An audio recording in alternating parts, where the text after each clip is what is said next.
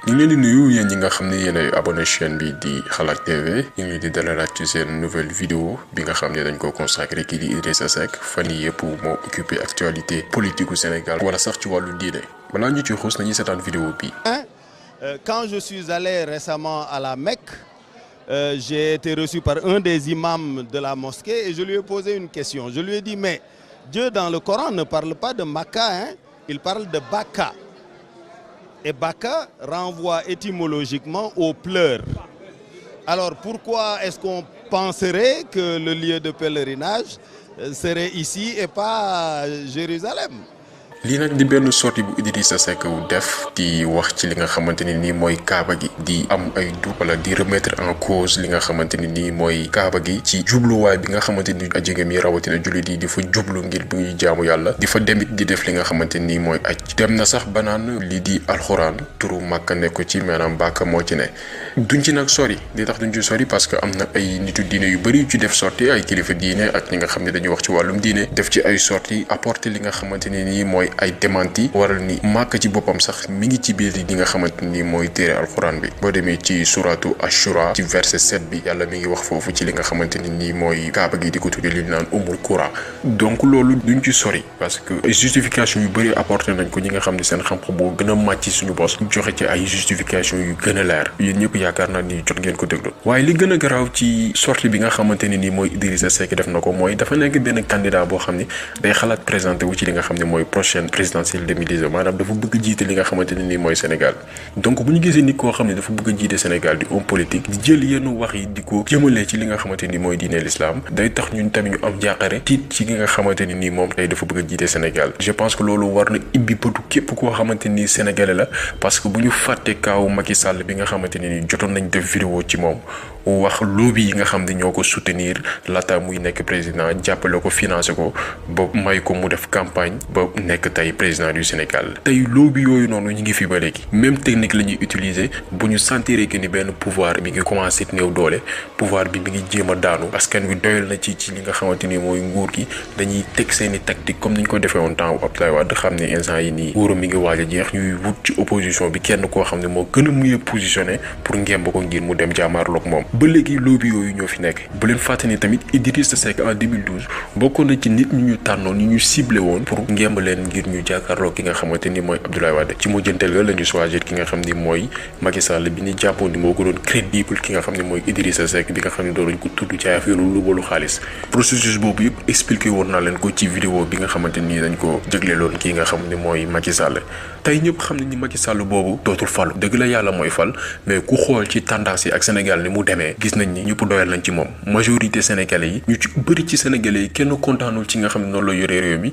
maanaam si sàcc ci wax loo xamante ni doo ko def di diggee loo xamante ni ba nga faloo ba léegi réalisé woo ci dara di dooleel seytaane yi fi nga xam ne mooy ci biir réew mi dooleel franc-maçonnerie yi di ŋàññi suñu këru diine yi suñu économie mooy ibil ko français yi néewul doole ñi nga xam ne mooy économie locale bi loolu lépp di li nga xamante ni mi ngi ko yoree réew mi sénégalais yi doyal ci moom leen a dem élection yi di ñëw suuf catastrophe suuf njublang suuf sàcc day ñàkk élection yi parce que minorité la fii ci dëkk bi majeure partie sénégalais yi koo ci laaj fukki sénégalais yoo jël juróom-ñett yi doyal nañ ci Macky Sall comme 2012 lobby maçonnique yi franc-maçon yi dañu wut candidat bi nga xamante ne nii moo gën a positionné wu pour défendre ñoom li nga xam ne mooy seen intérêt bis bu faloo Sénégal ñëpp xam nañ ni Khalifa Sall bokkatul tëj nañ ko kaso PDS seen candidat bi di Karim Wade exilé na tey ñàkk bokkam ci élection moo gën a wóor mu bokk si donc Idi tey moo nekk benn candidat bi nga xamante ne nii moo gën a positionné wu moom lañ gën a xam ci candidat yi nga xam ne ñoo bëgg a laaj ci réew mi instant yi ñi nga xam ne fësal nañ seen candidature moo ci gën a fës moom lañ ci gën a ràññee waaye nag malheureusement sortie bi mujjee def day tax ñu njort ni Idrissa Seck boobu tey mooy candidat wu puissance maçonnique yi nga xamante ni nii gëmuñu diine gëmuñu l'islam parce que dañu jàpp ni l'islam mooy benn diine bi nga xamante ni moo mën a noot ñoom projet yi nga xamante ni bëgg nañ ko def muy nouvel ordre mondial beeg moom àdduna beeg contrôler àdduna beeg yëpp l'islam bokk na ci religion yi mën a faagaagal li nga xamante ni mooy seen projet looloo tax pour neex ñi nga xamante ni nii jàpp nañ ni ñoom ñoo ko ngemb tey ba tax mu ñeme jàkkaarloog sénégalais di wax yu ni mel di wax genre message yi di remettre en question yi nga xamante ni bërëb bi nit ñi di ajee bërëb bi nit ñi di jublu bi ñuy julli fi nga xamante ni jullit yëpp moom lañ gëm tey kaaba gi jublu kaaba gi jullit yëpp moom lañ gëm suñu tarixa yi moom lañ gëm suñu niti diine yi nga xamante ni ñoo tasaare l'islam ci dëkk bi kaaba googu amul kenn ku ko mës a remettre en question même Idrissa Seck moo am fitu wax jëf ju ñu mel te loolu lépp comprendre nañ ko lu tax loolu parce que jàpp nañ ne am na ay lobby yu ne ci ginnaawam ngémb ko ne ko kaa ñu jàppale teg la ci bopp réew mi te leneen li tamit mooy sortie bi nga xam ne Idrissa Seck def na ko day confirmer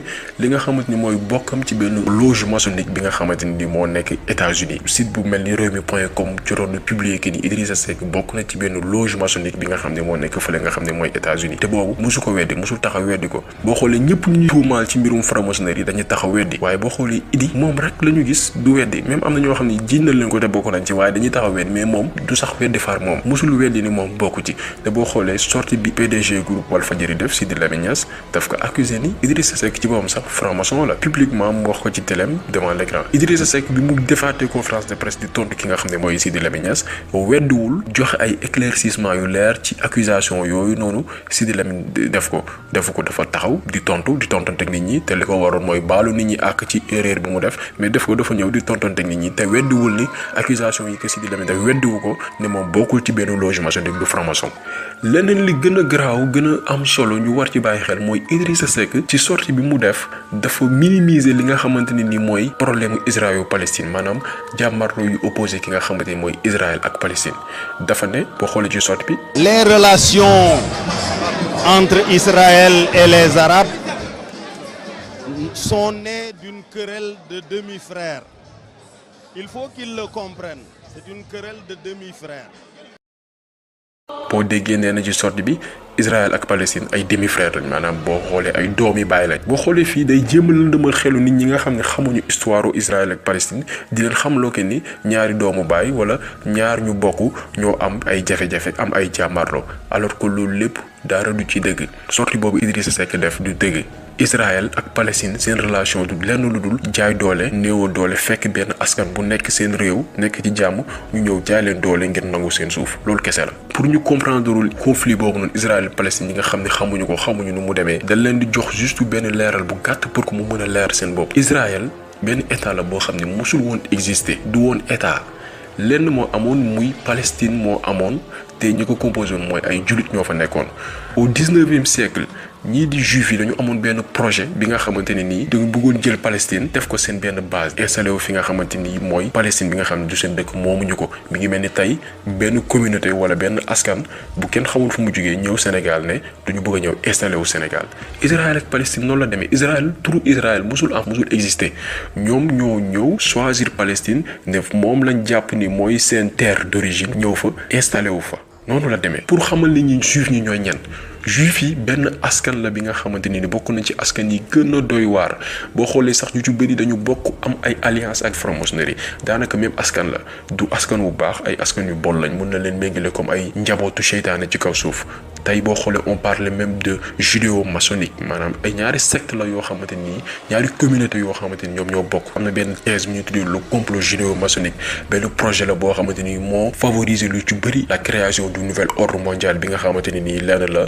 mooy xeex diine yi nga xamante ni ñoo fi ne muy christianisme ak li nga xam ne mooy l'islam dooleel li nga xam ne mooy seytaane ci kaw suuf xiirtal doomu aadama yi ci li nga xamante ni mooy bàkkaar mooy yàlla loolu mooy projet bi nga xamante ni judéo-maçonnique bi nga xamante ni tey mooy daw parce que ñoom ils se disent que ni doomu aadama tant que mi ngi tënku ci diine l'islam jaam lay doon waxoon naa ko ci vidéo précédente dama koy fàttali ñoom dañu jàpp ni doomu aadama tant que mi ngi tënku ci diine tant que mi ngi gëm ni benn yàlla bi nga xam ne ñoom jàpp ne ni yàlla sax existé wul doomu aadama boobu noonu day soumettre maanaam esclave la maanaam jaam la ci gàttal juste pour expliquer leen communauté juif ñoom ñoo ñan parce que juif yi duñu ay nit yu baax c'est-à-dire ay nit yu bon lañ tey bu fekkee ni da ngay jullit conflit bi yi nga xam ne moo opposé li nga xam ne mooy Israël ak Palestine tey bu dee jullit nga te sa ngëm-ngëm dëggu ci yow doo ko bi ko minimiser parce que Israël ay nit yu bon lañ tey jullit buy jàppale Palestine nga war a jàppale pour mu leer ci bopp nit ñi bu ñu nangu ku leen réeral ci seconde guerre mondiale bi ñi nga xam ne ñooy juif yi expliqué naa leen seen degré mbon fu mu toll ak bon gi nga xam ne nii bon nañ ko da leen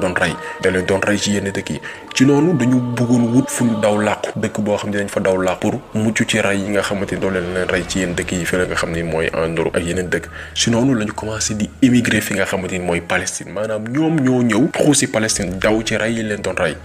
en 1917 Lord Balfour bi nga xamante ni moo nekkoon ministre britannique des affaires étrangères créé benn foyer national juif biir Palestine bi nga xamante ni dëkku jullit la ma fàttaliwaat leen ko. En 1947 Nations Unies institution bi nga xamante ni nii ñëpp xam ne ni c'est les lobbies maçonniques ñoo ko porté ñoo ko financé après l'après-guerre mondiale création bi yëpp c'est des lobbies maçonniques qui se cachent derrière ñoo nekk ci Nations Unies ci bopp bi ñu créé ñaari état ñu jël Palestine xaaj ko ñaar benn Israël benn Palestine maanaam ñëw nañ dëkk jàmbur juif yi ñëw nañ installé fa jël créé ñaari état Israël ak Palestine.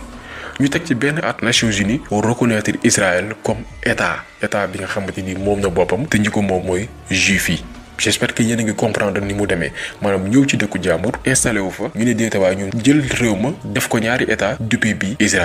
Israël ak Palestine nii la juddoo arab yi nga xam ne ñoom ñoo fa nekkoon jullit yi nanguwuñu loolu c'est la jaamaarloo yu jugee ñu fipp te li ci gën a garaaw mooy ñoom Israël ñoo yor moyens yëpp Amérique da leen di jàppale les institutions internationales dañ leen di jàppale moyens yëpp ñoo ko am Palestine amuñu doole ay jullit yu néew doole ñoo fa nekk ay xeer la ñuy jël di sànnante ak ñi nga xam ne ñoom ay missile la ñu yor ay armes la ñu yor jàppale di leen boom di leen rey lii mooy conflit bi am ci diggante Israël ak Palestine ay yéefar yoo xamante ni képp kuy chrétien képp kuy jullit da nga war a muslu si ñoom tey ni doomu aadama di naan yàlla nañu yàlla musal ci seytaane noonu la doomu aadama di waxee yàlla nañu yàlla musal ci Israël waa Israël yàlla na leen yàlla nooti yàlla na leen yàlla néewal doole yàlla na leen yàlla alak tey ñooñu noonu tey la Idrissa Seck ñëw naan Israël ak Palestine problème mu doomu bàyyi la nañ ko négocier ñoom ñaar amul lu ñu fay négocier diggante Israël ak Palestine amul dara lu ñu fa war a négocier Israël ay yéefar la yoo xamante ni nii dañu war a ñaan suñu borom yàlla néewal leen doole yàlla may Palestine ndam ci kaw ki nga xam ne mooy Israël loolu la képp koo xam ne jullit nga te sa jullite déggu ci yow loolu nga war a sàkku loolu nga war di ñaan kon Idrissa Seck waxul dëgg bu fekkee dafa ne Israël ak Palestine ay problème mu demi frère la ay problème mu doomu baay la injustice la bi nga xam ne dañ ko tëgg ànd ceeg ñi nga xam ne ñooy les lobbies maçonniques ñi nga xamante ni nii ñoo am doole ci institution internationale yi nga xam ne ñooy ay Nations Unies ak FMI ak yooyu noonu ñoo may doole Israël pour ñu noot dëkku jullit bi nga xamante ni mooy Palestine nga xam ne amuñu doole tey nit yu mel ni Idrissa Seck mu leer sénégalais yi xam ko gëmuñu benn diine ay jaamu seytaane lañ ñi nga xamante ne nii seen objectif lenn la mooy eggale ñi nga xamante ni mooy les lobbies maçonniques seeni projets yi gannaaw bu fi Macky Sall jógee sortie bi nga xamante ni def na ko du dara lu dul wax lu neex li nga xamante ni ñoo fas yéene jàppale ko ngir mu yor réew mi loolu kese la na ko nit ñi comprendre noonu boo xoolee même ci sortie bi ci finu seytaane lay def Idrissa Seck boo xoolee ci conférence de presse bi mu def naan day weddi tuuma naan day dindi tuuma mi ngi essayé di créer ay jaxase entre ñi nga xam ne ñooy tarixa yi fi nekk maanaam muy Mouride ak Tijaan boo xoolee ci sortie bi yaa tooñ bu dee dañ leen doo jullit franc-maçon nga ñëwal nga weddi na jullit laa mais déedéet dafa ñëw ne murid laa pour que bu ko waxee ñi nga xam ne ñooy tijaan yi nga xam ne moom fa la bokkoon parce que moom mi ngi nekkoon ci confrère tijaan moom foofu la nekkoon après ci diir dox du yàgg ne moom murid la maanaam bu taxawee wax loolu mi ngi ciy xaar ñi nga xam ne dañuy woowee seen bopp tijaan mer buñ ci meree gis ci seen bopp ñi nga xam ne ñooy murid yi jàppale ko ne waaw si ñun la bokk ak yooyu loolu la ci jublu waaye dañ ciy sant yàlla ba taalibe yi moo xam muy murid yi muy tijaan yi am nañ maturité am nañ mat ba dugguñu ci piège boobu noonu nga xam ne Idrissa Seck fële leen bëggoon dugal parce que seen seytaane yi noonu la ñuy def dañuy nekk ci réew bëgg a indi jaxase di tàqale ay kilifa diine yi muy Ahmadou Bamba muy El Hadji Malick muy El Hadji Ibrahima Niass muy Seydina Limamou Laye Boukounta Ndiassane kilifa diine yi réeroowuñ ci jàmm la ñu nekk dañuy jokkoo di waxtaan di jokkalante di dox mbokk donc seytaane yi mel ni Idrissa Seck buñ leen moytuwul da leen taal dëkk bi jaxase ñi nga xamante ne ni ñooy tarixa yi te taalibe yi foog ñu am maturité bi di bañ di dugg ci piège yu mel noonu parce que foofu lañ bëgg a dugal nit ñi leneen li ci gën a métti nag mooy am ñi nga xam ne dañuy jàppale ki nga xam ne mooy Idrissa Seck boo jëlee ki ñu ci gën a ràññee mooy le journaliste booy boobu nekk Sen TV muy Pape Cheikh Sylla def sorti ne way Idrissa Seck il n'a pas inventé l'histoire ne da koy défendre c'est-à-dire que c'est des journalistes des prostituées journalistes des personnes yi nga xam ni kenn xamu leen liggéeyuluñ dara Sénégal métier bi nga xam ne moom la ñu exercer ba journalisme ils font partie des plus nuls amuñu benn éthique amuñu benn déontologie amuñu ngëm-ngëm ñooy ñëw taxaw di défendre ces propos là c'est des gens yoo xam ils n'ont aucune valeur des gens yi nga xam ne dañuy toog ci télé bi di raconter du n'importe quoi. Ce genre de personnes c'est pas des modèles yu ñu war a roy, c'est pas des personnes qui doivent parler nit ñi di leen déglu. dañu war a noppi tëj seen làmmiñ ñu mel ni Pape Cheikh Sylla bi nga xam ne moo nekk seen TV di défendre les propos d'Idrissa Seck na tëj làmmiñam na noppi, il n'a rien à dire, c'est un prostitué journaliste na tëj làmmiñam. donc Idrissa Seck lu ñu koy xamal mooy Sénégal bu démb du Sénégal bu tey bépp politicien bi nga xam ne franc-maçon yi seytaane yi ñoo la ngemb pour que nga ñëw jiite Sénégal na la leer ni sa projet du jàll. lu ñu dal ci Macky Sall dootuñu dalaat fi nga xam ne mooy Sénégal dinañ defaat nag ay investigation ci bépp candidat bu am yéene wu yow ne da ngay présenté wu pour laaj suñu réew. Sénégal buñ koy jox nañ ko jox ko am diine nañ ko jox koo xam ne pare na ngir teg Sénégal ci diine moo xam chrétien nga moo xam musulman nga diine la ñu gëm. donc li nit ñi war a comprendre mooy Idrissa Seck muy Macky Sall c'est la même chose tey jëlee fi Macky Sall teg fi Idrissa Seck benn la 6 ak 9 la rek continuité la et même avec Idrissa Seck ñoo dinañ dund le pire parce que Macky Sall sax moom li muy def mi ngi koy def di laaxatu mais Idrissa Seck moom day def ba pare di wax di fësal. te dañ ciy jaare aussi sant yàlla parce que mu ne ni fii ci cas bi ni yàlla bëgg na Sénégal parce que may nañu ñu gën a xippi suñuy bët gën a xam jëmm ci Idrissa Seck mooy kan ak lan la capable bis bu demee ba jiite réew mi parce que ça sera pire que Macky Sall moom ci boppam Idrissa Seck. donc vidéo bi tey loolu la woon li ñu ci jublu woon rek mooy sénégalais yeewu ñu xam lan moo xew lan mooy enjeu yi fi mu toll nii parce que ñëpp xam nañ ni pouvoir Macky Sall moom kenn waxatu ko. élection mooy tee mbir yi jaar yoon ñu jëlee ko fi donc tey. ne leer ci bëtu nit ñi que Idrissa Seck yéene bu baax taxu koo jóg bu dee defar Sénégal gi muy wax moo ko tax a jóg dara du ci dëgg ñu ko porté ñu ko ngemb pour que mu ñëw jiite Sénégal ba tax muy wax yenn wax yi xam nañ ko bu dee moom wutul lu neex Sénégalais yi day wut lu neex les lobby maçonniques yi nga xamante ni nii ay jaamu seytaane lañ ñun faalewu ñooñu ñun Sénégal la ñu gëm suñu diine la ñu gëm kilifa yu tedd yi la ñu gëm moo xam ngay catholique moo xam ngay jullit Sénégalais yi weesu nañ foo xam ne dañuy fal pour folli maanaam jéppi nañ diw wala président bi neexatuñu xool keneen déedéet dañuy fal di basé wu ci ay valeur nit ki yenn valeur lay véhiculer ci ngëm-ngëmam Sénégal tey foofu la toll donc vidéo bi tey loolu la woon ñu ngi leen di gërëm di leen sant di leen jox dig daje beneen yoon